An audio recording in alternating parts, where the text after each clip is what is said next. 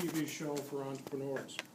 Today, Cliff writes the weekly Succeeding in Your Business column for Creative Syndicate, appearing in hundreds of newspapers and online venues worldwide, as well as guest columns for Entrepreneur and other business magazines. A frequent guest on online radio programs devoted to e-commerce, Cliff speaks to business groups nationwide on the business, marketing, financial, legal, and tax aspects of running a business on eBay, Amazon, Yahoo, and other e-commerce platforms. Now, it looks like you're in the right place, Cliff. There's a lot of interest in patents and starting businesses. Yep, you bet. Thank you, Michael, very much. Turn the floor to you. Mr. Michael Rohr, head of the Connecticut Entrepreneurship Foundation, by the way. Okay, first of all, everybody here should have at least one of these handouts. This is more than a handout. This is a working tool to keep you from breaking your wrist tonight. Okay, you guys have this, you guys have this, you guys do not have this. Anybody here did not get one of these? Okay, anybody did not get one of these? Okay, we are good. Alrighty. What's that? There's one in the back? Okay. Okay, can I ask somebody here to pass these back? Here we go, perfect. We got that taken care of. Good. All right, well really, I mean, Mike gave me a wonderful introduction, but really there's only two things you need to know about me. First of all, I have never patented anything. I have not invented a goddamn thing in my 50-some-odd years on this planet, but I have helped start up thousands of businesses. I have worked with over 30,000 entrepreneurs in my professional career, and some of those people have actually made money, actually quite a few. A lot of those products, those companies involved technology, they involved products, they involved all the sorts of things that you guys are doing. So my goal here tonight is not to teach you guys how to invent anything, because I really can't do that. What I'm here to do is to teach you how to get freaking rich. That's what I'm here to do. Yay. You got that? There we go. All righty. So first of all, I like the fact that some of you guys have brought your inventions here. I have absolutely no idea what these things are, but they look really cool. And that's good, because the first step to succeeding in this world is to create something really cool that gets people's attention. You know, one of the questions you have to ask yourself about what you're doing is, what's cool about it? What's cool about it? What is exciting about this? Steve Jobs was not a great inventor. I just finished reading the biography of his partner, Steve Wozniak. Remember him? The guy who helped him found Apple. They did the first personal computers back in the mid-'70s and all. He was a much better engineer than Steve Jobs ever was. But what Steve Jobs knew, and he knew it better than anybody on the planet just about, is what's cool? What do people want that they don't even know they want? That was his genius. If you ever read the Walter Isaacson biography, I mean, he was not an engineer. He was not a techie. But that's how he pulled things off. What I'm going to do tonight, Mike asked me to give a very specific talk tonight. It's one that I've been giving in one form or another for over 20 years. In fact, you should be aware, a little free political ad here. What I'm going to give you tonight is a 45-minute version of a 15-hour course that I teach at Norwalk Community College. Some of you guys know, just down the road here. I've been doing it since 1989. It's called Starting Your Own Business. It's a 5-evening course. It's 3 hours a night, 5 nights, so 15 hours. And what I do in this course is I basically take you step by step through building a business plan. At the end of this course, you will come out with a rudimentary business plan for whatever your product, your patent, your idea is.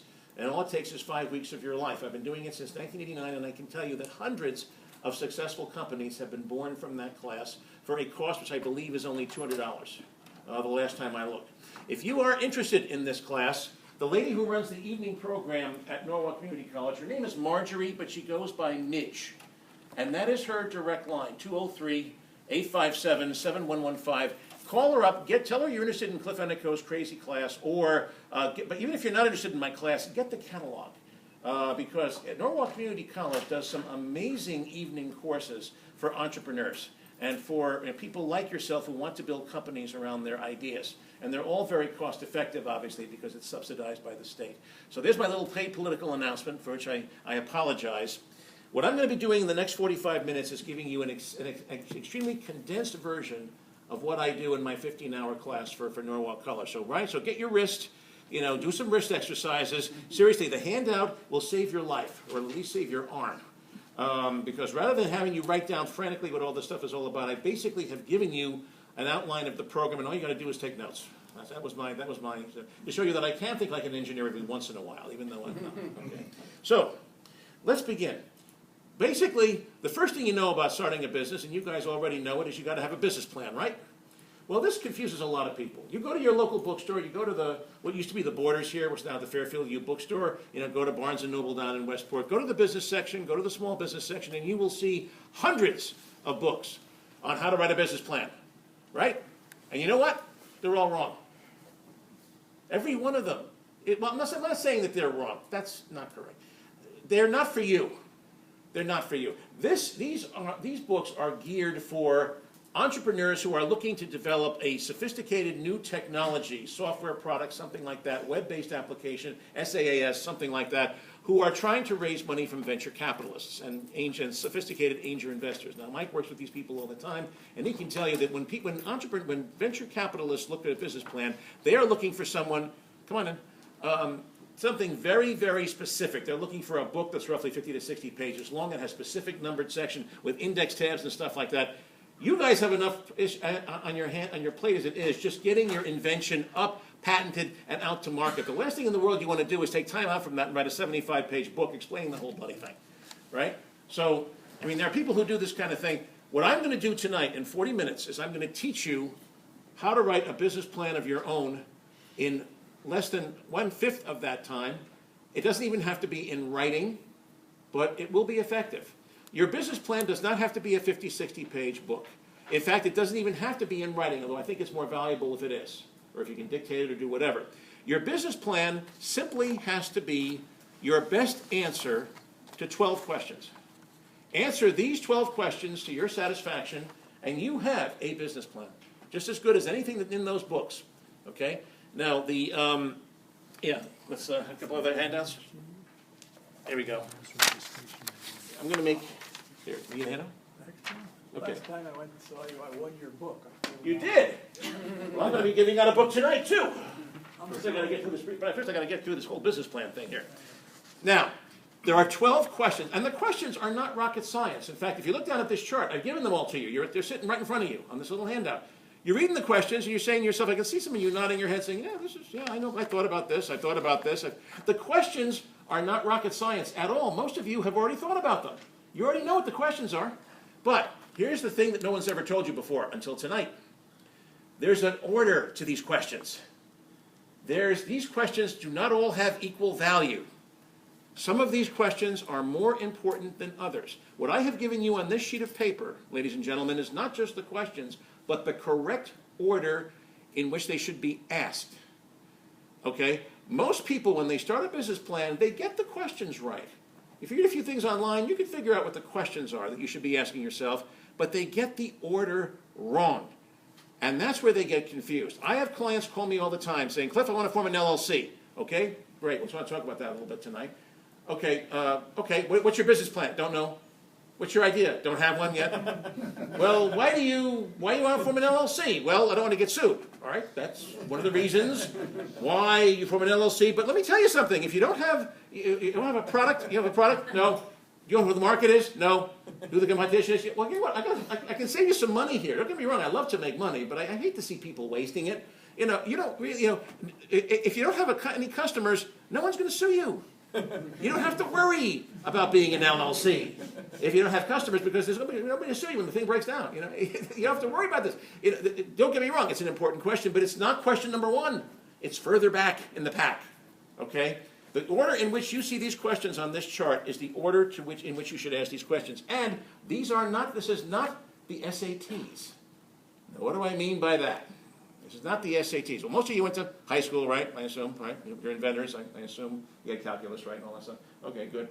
Most of you had to take a prep course when you took the SATs in high school. Some math teacher, took pity on you, took some time after school and taught you how to take the test and how to do it. And what was the first thing he taught you? The SAT is a time test, right? So when you got to a question that you couldn't answer, or that stumped you, what did he tell you to do? Skip it. Move on to the next question, right? And then go back at the end of the test, right? That was good advice for taking the SAT. Lousy advice for building a business plan. If you're looking at one of these questions and you get stuck, the worst thing you could do is to move on. Okay? If you get stuck on one of these questions, if you hit a snag here, you can't answer it, you have to stop, think, sit back, research, do whatever, network, whatever you have to do to get the answer to that question. And when you do this, one of two things will happen. Either sooner or later you will get the answer to the question, which enables you to move on to the next one on the list, or, and this happens about 50% of the time, you realize the question has no answer. It cannot be answered. There is no answer, and that is why the business will fail.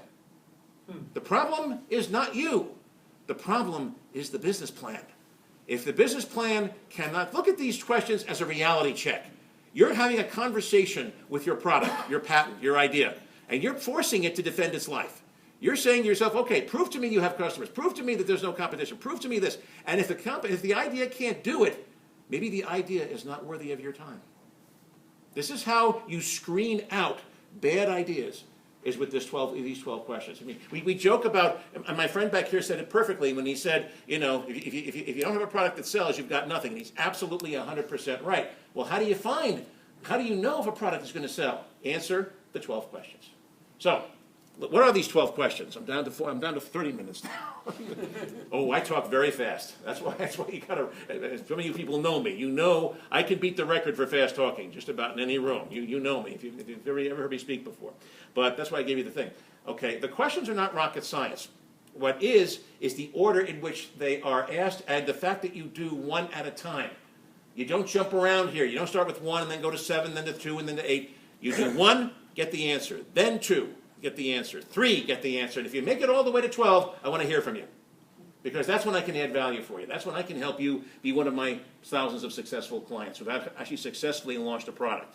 Okay, so let's start working through the 12 questions right now. I'm going to put my own list in front of me here so I don't get out of line. And I apologize if you see me looking down. If you see too much of my bald spot, it's because there's a wonderful invention up there on the wall. It's a clock that perpetually says 12:40. Otherwise known as a clock that needs a battery. But I like it because what's good about a clock like that? It's right at least twice a day, right? There you go. So there we go. So I'm not looking at that. I'm going to be looking down here at my watch. Okay, so where do we begin? We begin our 12 questions with what? The product, right? The description of the product, what's all about? No, wrong. You don't even begin with that. First, we begin with the market. Before we even think about the product, or what it is, or what it does, the benefits, the features, all this stuff, we think about who are we serving here? Whose life are we trying to make better somehow? Every successful product that has ever been invented in whatever industry you care to name is designed to help somebody, a certain type of person, improve their life. A certain type of person live their life better. Maybe it's a consumer, maybe it's a business, but the product is designed to help someone improve their quality of life and to do things better. Faster, cheaper, whatever. Who are these people? Who are the people that we are in business of serving? Dirty little trick here. It's very hard to serve a market that you don't know very well. One of the first things I tell people to do in my class, and it's painful. It's the most painful exercise I ever give out. But of course, I'm a sadist. I'm a lawyer. I don't care about that. Okay? But it is. It's one of the hardest questions. Sit down tonight. When you go home from I'm going to ruin your evening right now. When you go home tonight, I want you to sit down and I want you to make a list of 10 groups of people, 10 types of people that you feel you really know. You know these people so well that you can sit in their shoes and look at the world the way they do. Sound easy, right? Try it. You'll be sitting there with your pen like this for at least an hour. I guarantee you. It's one of the hardest questions you've been ever asked. Who do you know? Who have you hung out with? What kinds of people have you had exposure to in your life in different fields? And I'm not just talking here about business. Get personal, too. What kinds of individuals have you hung out with? You know, so for example, if I were doing this exercise, I would talk a lot about lawyers. All right? I've been a lawyer all my life, but more importantly, I have a company that sells to lawyers. I am one of the leading career advisors to young lawyers around the country. That's mylegalcareer.com. I have met hundreds of thousands of lawyers in the United States and Canada, not overseas. German lawyers would not be on my list. U.S. lawyers, yes, I would put them on my list because I have met more lawyers than any of you ever will. The whole room has not met as many lawyers as I have in my career. I can guarantee you that.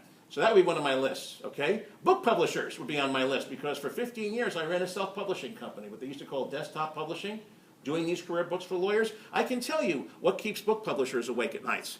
crazy things like shrink wrap. You know shrink wrap on a book? Seriously. All right? So, seriously, you think shrink wrap? Let me tell you something. There's 4 kinds of shrink wrap. And you better get it right. Because have you ever been in a bookstore, like Barnes & Noble, and you see a book where the shrink wrap is too tight? And the book is kind of doing like a backwards S-curve thing? You ever see that? You ever buy that book? Uh-huh. Shrink wrap matters. Right? And publishers, okay, if you've never self-published a book, you have no idea what I'm talking about. But let me tell you, publishers sweat shrink wrap. Okay? That's an example. And I'm doing this for a reason, okay? But don't just think about business stuff. Don't just think, so for example, you were at Pitney Bowes for 49 years, people who make postage meters should definitely be on your list, okay? That's perfectly okay. But don't just stop with business people. Think about personal. Look at yourself. Do a little soul searching here. What ethnic group are you from? What kinds of people have you hung out with in your life? Did you grow up Catholic, Jewish, whatever? That's a factor in who you are. That has shaped who you are and who you hang out with. That's what I want to care. I don't care whether you like these people or not. I just care, do you know them? Whether you like them or not, I don't care. I just care about, do you know them? Do you understand them? Do you know, are you simpatico with them? And this is tricky. You may not always know this at first. You have to think about this. Who do you hang out with? When you were in high school, well, I can pretty much guess it for this crowd. Were you a jock, a geek, or an artsy kid? I think for this group, I can pretty much guess 2 out of 3, okay?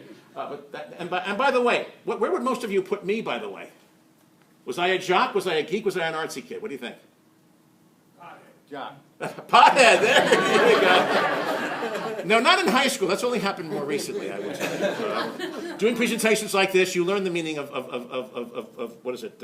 You learn the meaning of self-medication when you do this kind of work for a living, when you give these kind of talks for a living. You definitely learn the meaning of that. By the way, I really don't think there's such a thing as a pothead, as a separate category. Potheads, in my experience, tend to be either geeks or artsy kids. Very rarely are they jocks, unless, of course, they turn professional.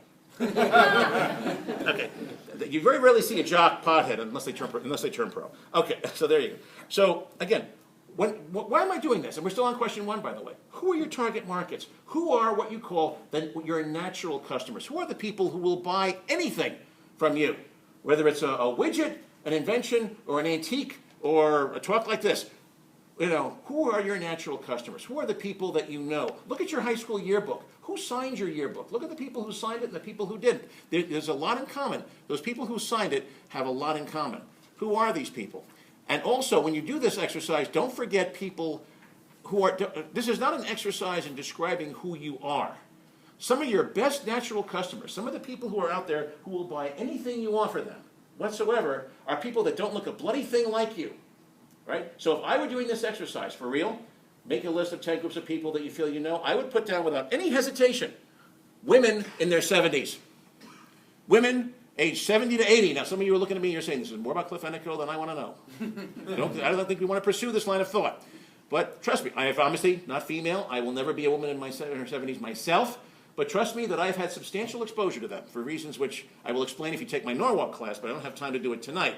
And I think I could persuade most of you. There's a very good reason why I would put down women in their 70s, even though I myself will never be a member of that group. Do this exercise, because a lot of you have spent a lot of your time coming up with inventions for people that you don't really know. And that's a problem when you go out to market, because you're going to have to sell to those people, and those people do not buy from people who don't get them. If you are in that situation, so for example, let's say that let's say you're doing a product or service for lawyers, and you don't have any lawyers in your family, you haven't had a lot of exposure to lawyers in your life, I strongly suggest you call me, or hook up with somebody who's had a lot of experience marketing to the legal community, who can tell you, yeah, this works, but you know what, I think you got to do it a little different way here, because lawyers ain't going to buy it like that. It's got to be this way. That's where you need help. When you don't know the market, you need a marketing partner, someone who knows not your product, but who knows the market enough to be able to say, yeah, that looks good, I like the way it does that, but I really don't like the way it does that. Lawyers won't buy that, you got to fix that. That's the kind of feedback you need from your marketing partner. So that's question 1. Who are you in the business of serving? Every business is a service business, and as Bob Dylan once famously sang, you've got to serve somebody, right? I can't do a Dylan. I can do some imitations pretty well, but I can't do it. You've got to serve somebody. Who are you in the business of serving? Do you care about them? I mean, I don't really care if you do or not. I honestly think that after reading a biography of Henry Ford, that he hated his customers. But he knew a lot about them, and that's why he was successful. He knew that they were basically lazy, and that's why we have the automatic transmission. I mean, this is how things happen. All right.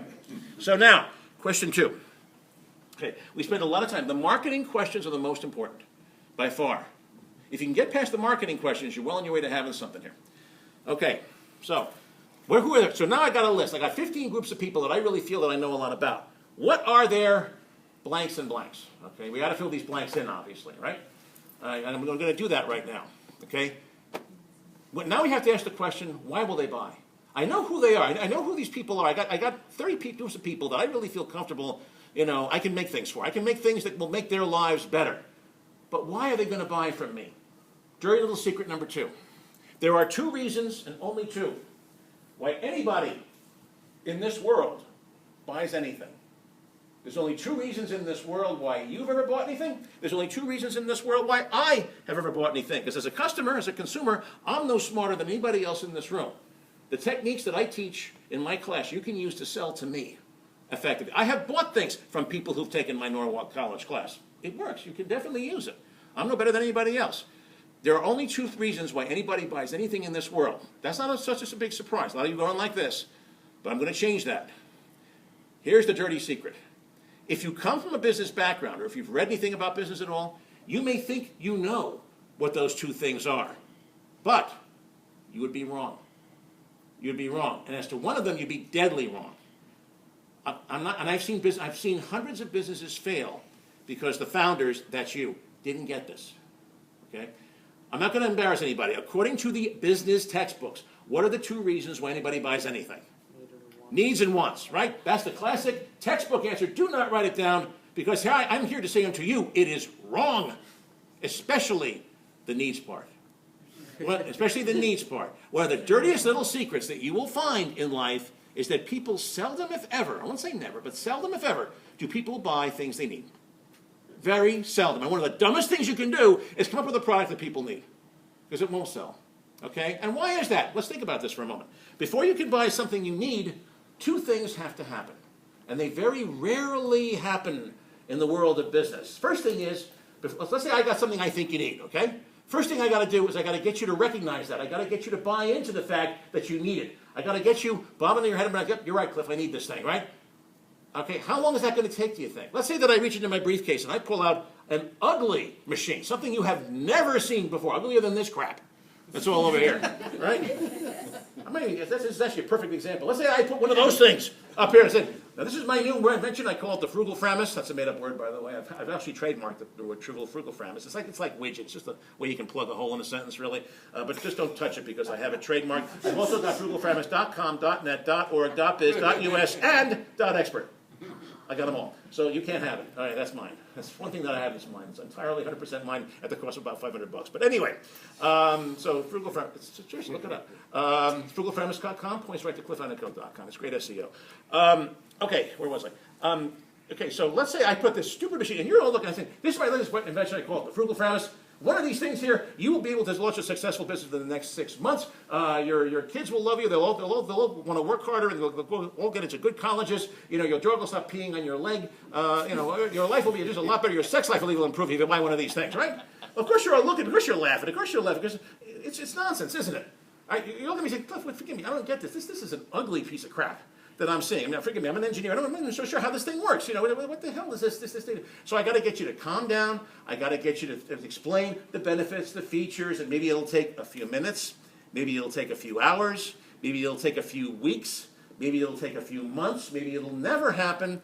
But sooner or later, I will get you to the point where you nod your head and you say, okay, Cliff, you're right. Now, I didn't get it at first, but now I get it. You're right. I need this thing, right?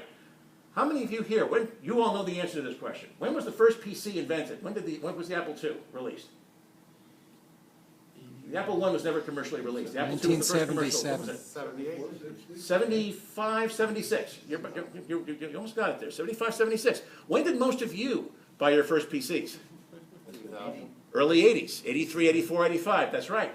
You're exactly right. So here's a situation, ladies and gentlemen, where the PC industry spent nearly a decade and hundreds of millions of dollars in advertising money trying to get their market to buy into the fact that their world would be a lot better by having one of these ugly, do you remember how ugly the first PCs were?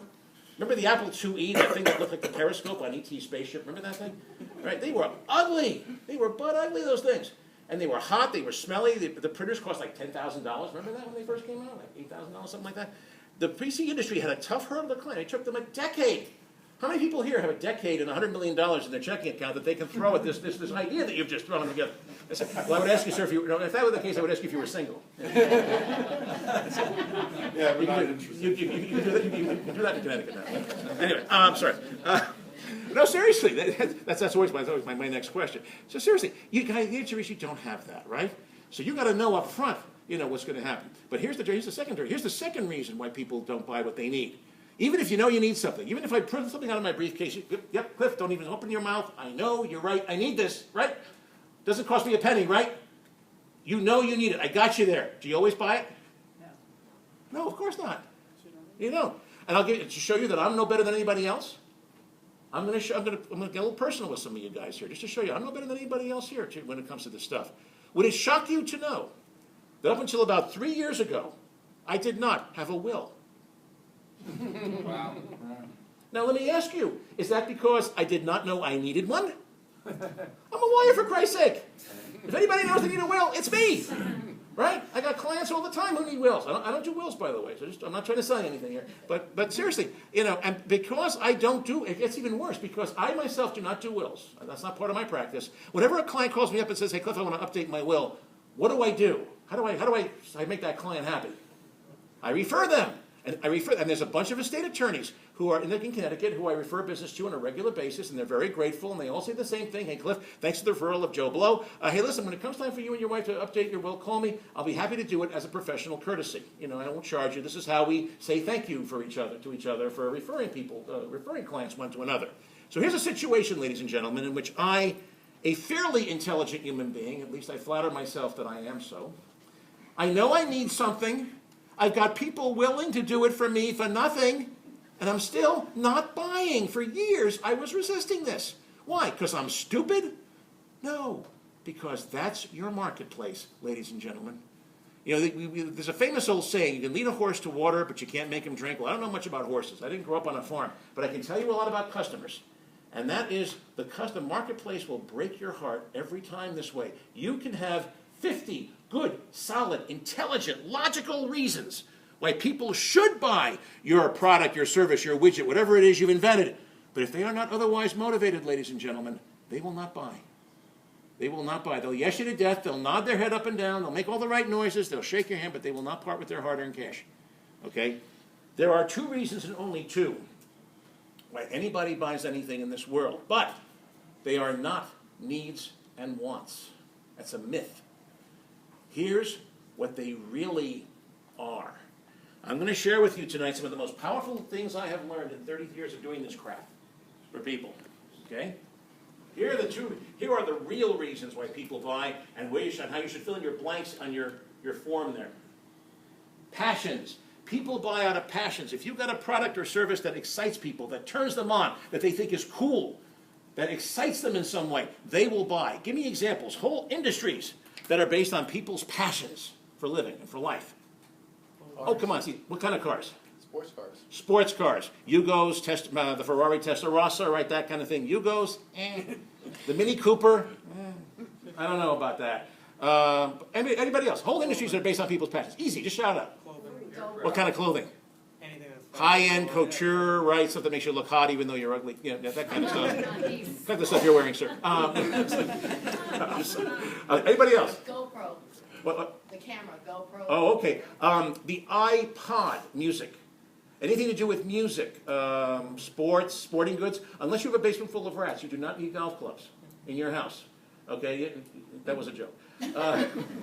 If you know any golfers, they're crazy, they're avid, right? They will actually spend $2,000 for a titanium 3-wood, right? This is 3-iron. This is what they do. Golfers are nuts. Sporting goods. Seriously, if you're having trouble about thinking about passions, by the way, here's a good little trick. Think of the 7 deadly sins. I'm not kidding. First of all, I don't think that there's anything sinful about them. I think the 7 deadlies are simply 7 very common passions that most people have in one degree or another. They're not the only ones that are out there, but they're a great place to start when you're doing a business plan. In fact, I may ask some of you tonight, so tell me, which of the 7 deadlies does your product address and why? It's a very valid question. Think of the 7 deadlies. It's a great place to start. Let's go down the list. Pride. Anything that makes me feel better about myself. right? Inventors Association of Connecticut. I join an association, I feel like I'm really an inventor. I'm really doing something, right? CLE, any kind of continuing education thing. You know, the kind of work that I do is based on people's pride, helping lawyers become better lawyers, whatever. I mean, that's what I do. Pride. Lust. No explanations necessary, folks. Sex sells a lot of stuff. Okay, no argument there. Pride, lust, greed. I got this hot new mutual fund. It'll give you a return of 12% a year no matter what the marketplace is doing. Isn't that how Bernie Madoff sold all those people? Right? Yeah, pride. A lot of Wall Street's based on greed. Pride, lust, greed, envy. I've got something you don't have. The Ferrari Testarossa, the high-end designer gown from Christian Dior that cost $15,000. Also, too, by the way, the smart car. Anybody here have a smart car? I don't want to offend anybody here. Seriously, when you're driving down the highway and you are passed by a smart car, there's a little bit of a statement there, isn't there? It's not just that you've been passed by a car, it's, I'm greener than thou, I'm saving the planet, you're not. There's a little bit of that, isn't there? Yes. Okay, people buy because of the image. They want to be perceived as hippies. You know, that's what they want to do, you know? And by the way, I finally figured it out. Whenever I see the smart car, it reminds me of something. And I couldn't think of it for years, but finally about a couple of months ago, I realized, you know the little children's toy, the little toddler car, it's not the big wheels, but that thing with the thing, that was what they based their design on. I'm totally convinced about that. They're trying to bring you back to your happy childhood. I'm convinced that that's part of their marketing strategy. Totally convinced of it. So seriously, pride, lust, greed, envy. Don't get me wrong, please don't be offended, people. There are a lot of people out there who are truly passionate about the environment, but there are a lot of people all out there who want to be seen and perceived as being passionate about the environment. You can sell a lot of stuff to those folks. Pride, lust, greed, envy, anger. What a great time for this. Negative political ads. Ads that make you hate the other party's candidate. Don't you love these? You know. And by the way, I hate them as much as you do, but they're based on solid behavioral research. I actually took a course in political behavior when I was in college, and this hasn't changed in 40 years. I actually studied presidential elections. I'll tell you something. When you are in the voting booth, and research shows this, you are not so much voting for someone as you are voting against someone or something. I mean, have you ever found yourself in the voting booth where there were two names next to each other? One was a person you didn't know at all, but the other person was someone you didn't like? Now, the ethical thing is not to vote for either of them and pass on because you haven't really done your homework, right? But let's face it, we're all human. What would most of us do, right? We vote against the devil. We vote for the person we don't know as the lesser of two evils. There's tons of research that supports that argument. So if I'm a political operative, if I'm working for a political candidate, my job is not so much to get you to fall in love with my candidate, but my job is to get you to hate the other person so much that you will vote for anything that is not that person, whether it has a brain or not. And believe me, exhaustive research has been done on this. Pride, lust, greed, envy, anger, sloth, which is laziness, anything that's based on convenience. You know, it makes people's lives easier. You know, I don't have to get up out of bed in the morning, right? I got this anything to do with the Internet of Things. You ever hear that phrase? The Internet of Things. Household gadgets that are connected to the Internet. That's all based on sloth and laziness, I think. Last but not least, gluttony. Gluttony, eating and drinking too much. Unfortunately, I can't help you with that. I don't really have a good example for that one. I apologize. Why are you all smirking? No big secret. Look, let's get this out of the way, all right? A body like this, ladies and gentlemen, takes time. This does not happen overnight. This is the result of years of dedicated, consistent effort. There you go. Think of it that way. Okay. Yes, I have had some close encounters with cupcakes. All right, fine. I'll admit that. Okay. Those are the 7 deadlies. Not the only passions that are out there, but a good place to start when you're thinking about why are people going to buy this thing that I've come up with. Okay. Second set of emotions, and these are really emotions that we're talking about. The second really reason anybody buys anything, fears, anxieties. If you've got a product or service that helps people sleep better at nights and worry less about certain things, they will buy. In fact, they will hit up their credit cards during the world's worst economy, even though they're not spending money on passion stuff, they'll be spending money on this stuff down here. Give me examples. Whole industries that are based on people's fears. Just shout out. Aging. What's that? Aging. Aging? That's not a product or service. Oh, well, you're afraid of aging. Well, give me an example. Insurance. Okay, well, all right. I remember somebody always says cosmetics, and I hope you don't mind, but I'm going to hold on. I'm not saying you're wrong, but I want to hold on to cosmetics because I want to use it to make a very, very interesting point. Anybody else? Whole businesses are based on anxiety, fear. Yeah, home security systems. You ever see the ads on TV? It's always the same. It's some house in the middle of nowhere. There's a creep in a ski mask who's trying to break in, and who's always in the house? The same 2 people. Mother's bathing the baby. That's it's all the same ad. Exactly, you're right. How about insurance, folks? Right? People don't buy insurance because of passion. They do it because they're scared out of their wits. SAT prep courses. Your kid is a dumbass who can't get into Harvard, and you hope that by taking this course he'll have an edge on his competition. You know, Kumon, you know these after-school tutoring services. How about lawyers, people? I'm in the fear business, right? When was the last time you called your lawyer, ladies and gentlemen, when you were having a nice day? Trust me on this one. This does not happen. All right? I never get a call. Hi, Cliff. It's a nice sunshiny day. The suns are out. The birds are choosing. The rabbit in the yard is eating the carrot I gave him 5 minutes ago. I just wanted to call you to let you know how pleased I am that you are my lawyer. You know? I don't get calls like that. Every call I ever get begins exactly the same way. Cliff, thank God you picked up. Unless you're a divorce lawyer, that's passion and fear.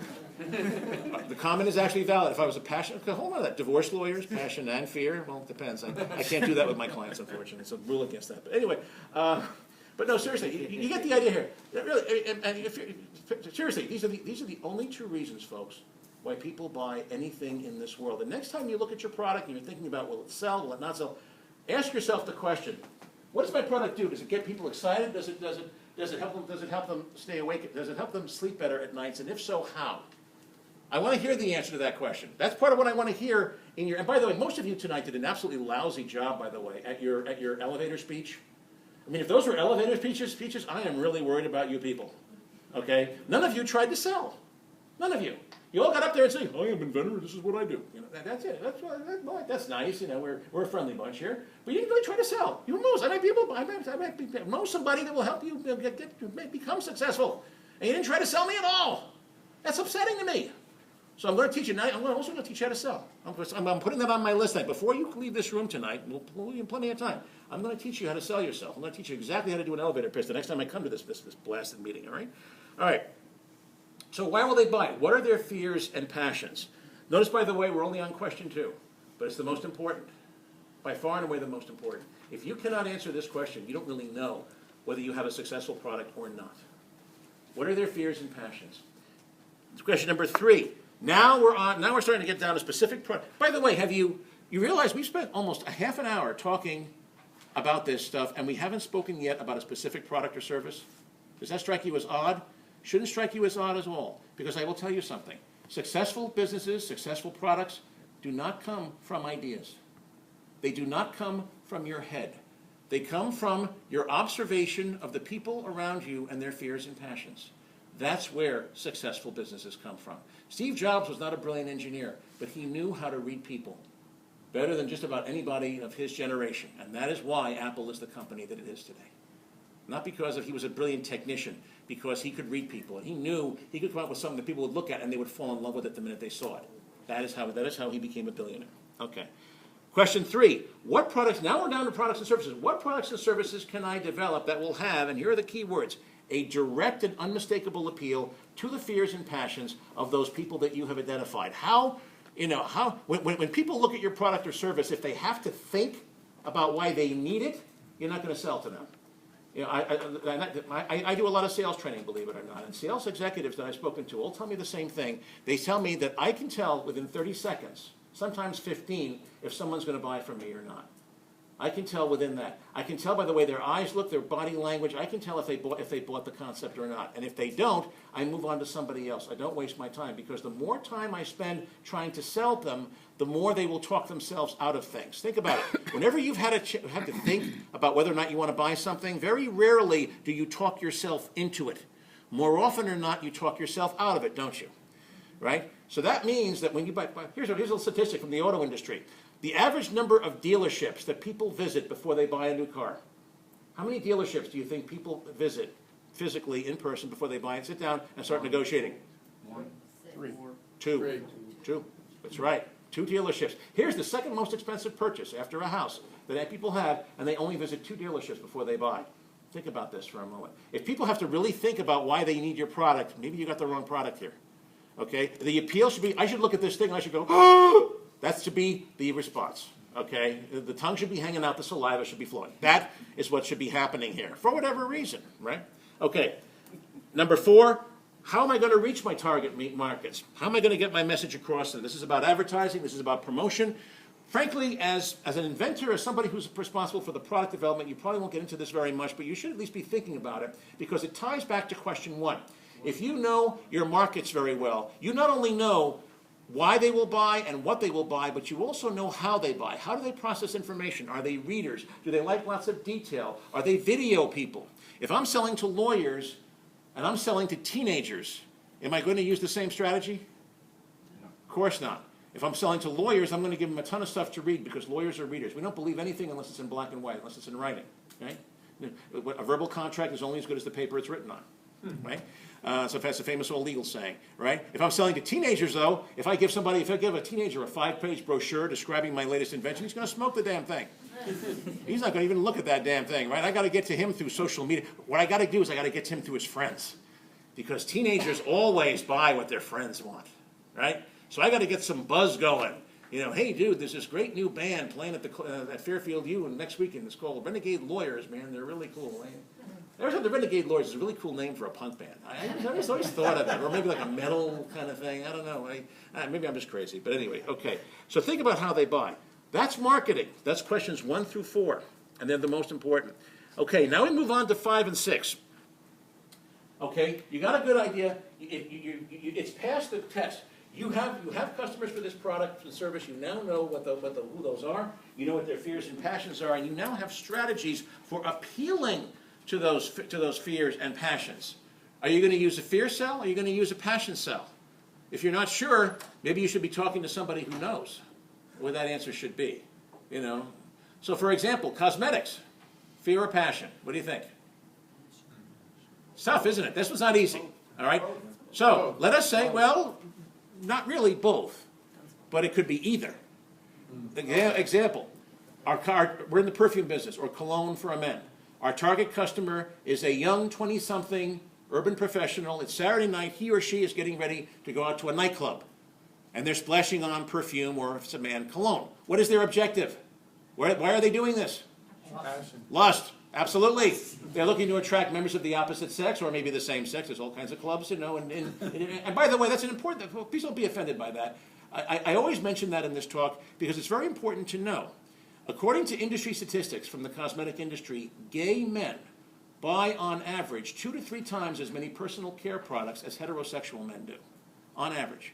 So if you're in the perfume or cologne business and you're targeting the male demographic, I think you have to be a little gay friendly, because that's a big part of your marketplace that you're looking at there. Okay, but clearly, whether gay or straight, our 20-something professional, if we're selling to that person, what are we going to use? A fear sell or a passion sell? Clearly, a passion sell, right? Yeah, our product has genuine cockroach pheromones. You'll attract everything in the world, whether you want it or not. You will have your choice. Good luck with that. Anyway, even though you're ugly, you can get members of the opposite sex with our product. Isn't that's the basic sales pitch if you think about it of all the perfume ads, right? When you boil it down to its absolute essential. But now let's say that we're selling cosmetics, and our target market is a woman in her 70s. Careful now, I know these people, right? Woman in their 70s. Now she's going somewhere, she's splashing on perfume. Why is she doing that? Is she lusting to catch every hot young blood in town? Is she a cougar? Is that what's going on there? And by the way, I should tell you, I used to use this example all the time, but I have to tell you, Viagra has definitely changed the landscape here in a very big way. Have you ever known what the Villages is in Florida? The Villages, it's a large retirement community up north central Florida, north of Orlando. It's huge. It covers like 3 counties. There's like hundreds of thousands of identical Florida homes where old people go to retire, right? Pop quiz. Which town in the United States has the highest level of sexually transmitted diseases in the United States? The Villages. 80-year-old hot tub orgies are going on down there. By the way, all the guys on this side of the room just woke up. They're all running down. Finally, some useful information from this asshole. Finally. That's it. You guys are all heading to Florida now. I know that. Next week, I'm going where the action is. Remember the Summer of Love here? If you're going to the Villages, there you go. That's where it's happening, baby. No longer San Francisco, baby. It's all down south now. So I'm a little scared about that. I don't know what that says about our society. But let's say a normal 70-year, somebody who's not from the Villages and doing lots of spouse swapping and shit like that. Okay, she's splashing on perfume. Why is she doing this? Please, could you say that louder? You nailed it. To hide smells. To hide the smell. She doesn't want to smell like an old woman. It's no secret, ladies and gentlemen, that as we age, our body chemistry changes and we start giving off odors that are not always pleasant to be around. Now, please, I'm not being sexist at all about this. Men have exactly the same problem as they age as women do. The only trouble is, because we're men, we don't give a shit. And there are statistics to support this.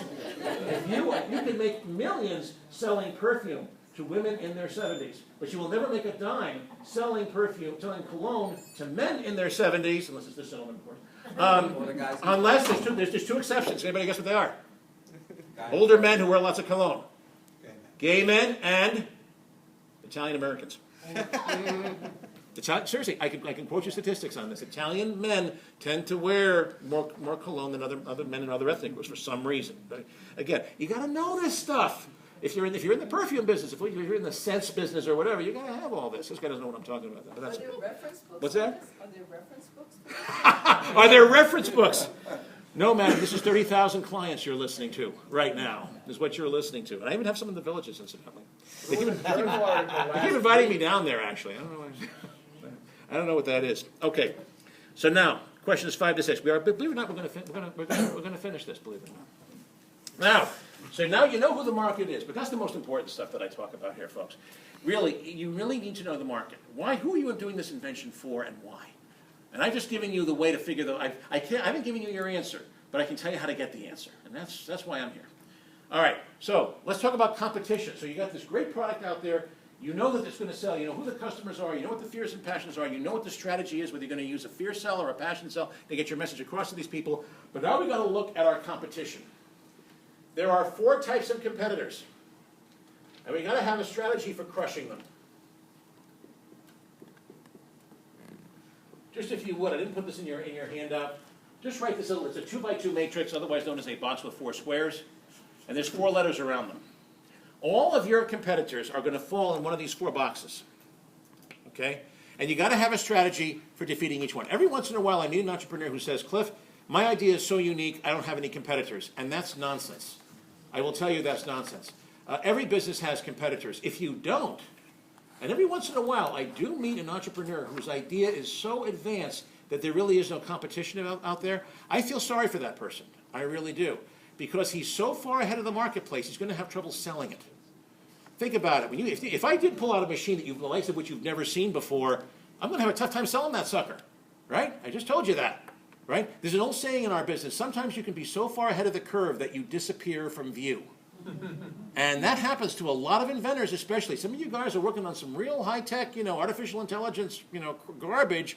Well, what the marketplace really wants is a really great tamale restaurant in Fairfield. I mean, you got to look at what the marketplace really wants. It may have nothing whatsoever to do with what you're doing. Here are your competitors. Competitors are either direct or indirect. Okay? How do you decide whether somebody is a competitor, by the way? Here, true or false? Your competitors are the people out there that are doing exactly the same thing that you are doing. True or false? Well, it can be true, but not necessarily true. True or false? Your competitors are the people who are targeting the same markets that you are targeting. That's the true statement. Your product or service does not define who your markets are. Your competitors are. Your markets define who your competitors are. Your competitors are the people that are going after the same. Look at the marketing questions. Your competitors are the people that are going after the same people that you're looking to target, and the same fears and passions that they are experiencing, even though their product or service may be entirely different than yours. I'll give you an example. A direct competitor is somebody who is doing exactly the same thing that I'm doing. So if I have a pizza parlor on Black Rock Turnpike, the 7 pizza parlors that are already there are my direct competitors. You see that? Same market, same fears and passions, and we're talking pizza. The Chinese takeout place across the street, however, may be an indirect competitor because he's also looking to target the same people, the same fears and passions, fast food lunch, except his menu doesn't look anything like mine, does it? He's got egg rolls and that kind of stuff and Thai stuff. He doesn't have pizza. Competitors can be direct or indirect. A direct competitor is someone who's going after the same markets, the same fears and passions, using the same or a similar product or service. Indirect competitors are people who are going after the same markets, the same fears and passions, but using a different product or service. See how this works? But you can't just look at direct and indirect. You also have to look at time, actual and potential. Actual means they're in the marketplace already. So if I'm opening up a pizza parlor on Black Rock Turnpike, the 7 pizza parlors that are already there are my actual competitors, okay? But you can't just look at them. You also got to look at potential competitors. That's what the P stands for, potential. A potential competitor is somebody who is a lot bigger than you, and if they're not in the marketplace today, but if they did get into the marketplace, they would crush you. So if I have a pizza parlor, oh, that's it. If I have a pizza parlor on Black Rock Turnpike and I find out that one of you is opening up a pizza parlor down the street, technically you're a potential competitor, but I'm really not worried about you all that much because you're going to have a lot of the same hassles that I've had. You know, I'm in all the Valpak things, right, which you're going to have to break into at some point. So I got a leg up on you. I'm not really worried so much about your competition. But if I hear that Sbarro's or what is it, John's Brick Oven, or what's the other one, the one in Norwalk, Bertucci's. If I find out that those guys are planning to open up down the street, now I'm real worried because they have a full bar, a full menu, they can wipe me out. Okay? Generally speaking, not always. Your potential competitors are people that are a lot bigger than you do, who have economies of scale that you do not have. So, putting names in each of these boxes, a direct competitor who is actually in the marketplace, we call that the enemy. An indirect competitor who's actually in the marketplace we call a substitute. Here's a good test for finding indirect competitors. If I find that people cannot afford my product or service, what other cheaper products or services can they buy that will satisfy the same fears and passions? That's a good way to find indirect competitors. Butter versus margarine, pizza versus Chinese takeout, that's the concept here. A potential competitor that's not in my marketplace yet, but who could blow me away if he ever got in there.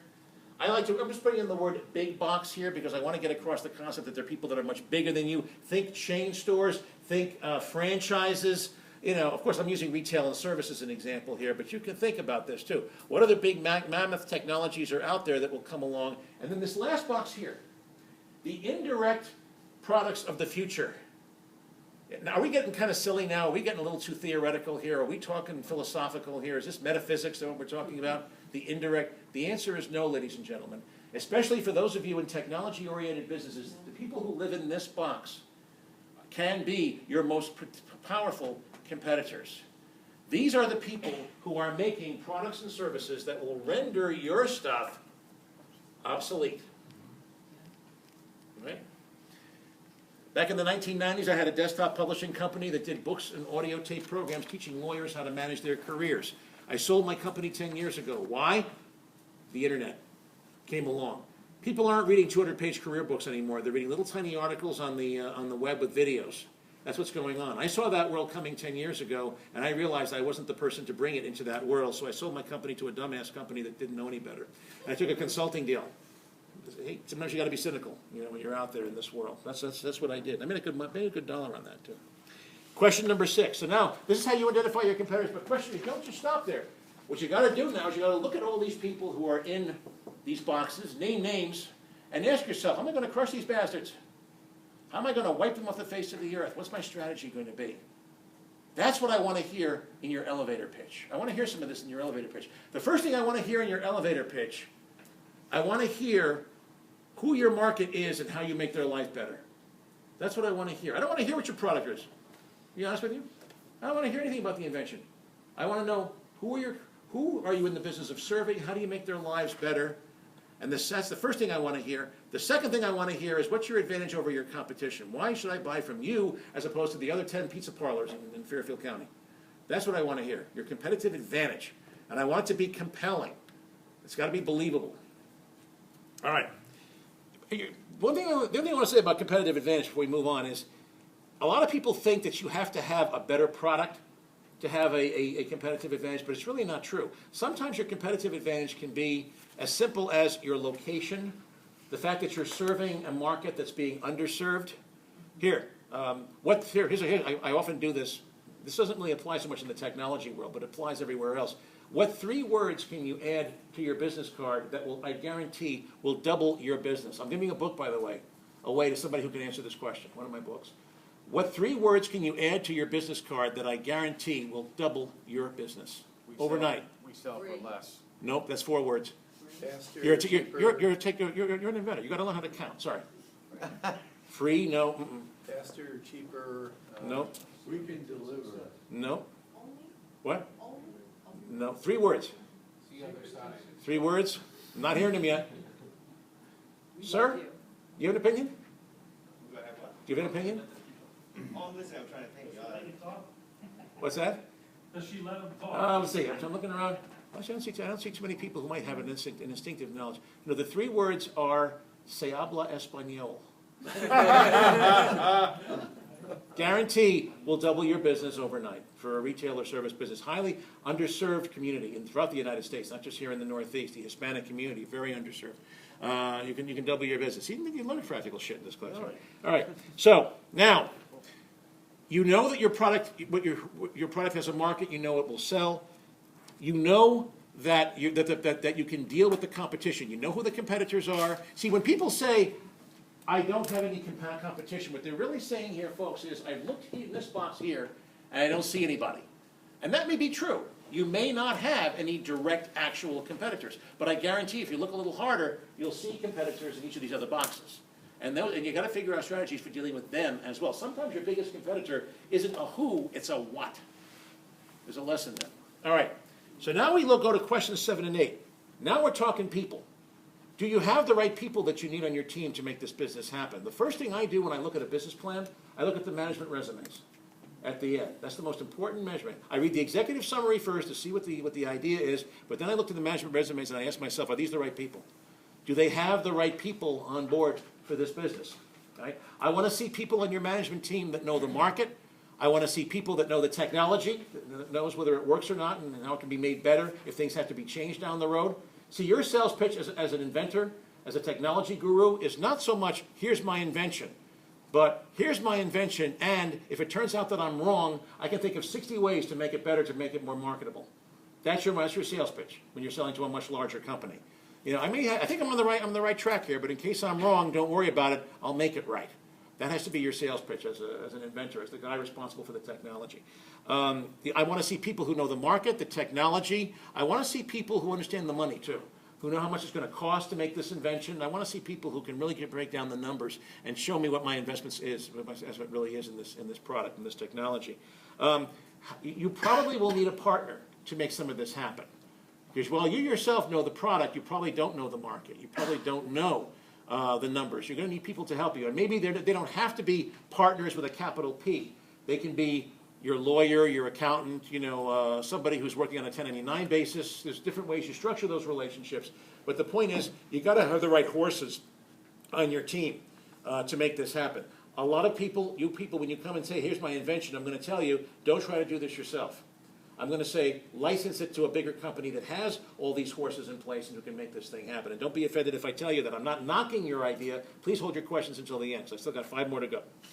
Trust me, this is a very abridged version of a 15-hour course, okay? Number 8, okay? Here's the thing. In any business, you have what are called essential activities. These are the things that must be done in order for the business to be successful. If you can do all those things yourself, you don't need partners. You can hire people, do whatever. If you cannot do all of them yourself, you look for people who can do the ones that you cannot do. So if you have an idea for a brilliant product that's going to revolutionize the internet, but it takes $5 million in startup capital to get the thing to launch, you need a deep pockets financial partner who has that kind of money, who is willing to throw at this idea to make it real. That's just a very simple example of what I'm talking about. Anything else that's not essential, you delegate. You don't try to do it yourself. I see so many entrepreneurs spending too much time trying to figure out how to draft legal contracts on their own. They do a piss poor job of it too, let me tell you. That while sometimes that's an important activity, very rarely is it an essential activity. The essential activity is developing the product, finding the first customer, getting the license deal, doing whatever. And they're spending time worried about an employment agreement that's 2 pages long, and it's taken them 2 weeks to get through it. Let me tell you something. I've been doing contract work for 33 years of my life. How long do you think it's going to take me to look at your contract and tell you what you need to know about it? Probably a handful of minutes is probably all it takes. People ask me what I do for my clients. I don't say I practice law, I solve legal problems. What I tell them, I manage their time. You can learn how to read your own contracts. You can learn how to do your own contracts. What I do is not rocket science, folks, but it will take you a lot longer. I spent 3 years in law school and 33 years in practice learning how to do this crap. How long is it going to take you to be able to do it as well as I do?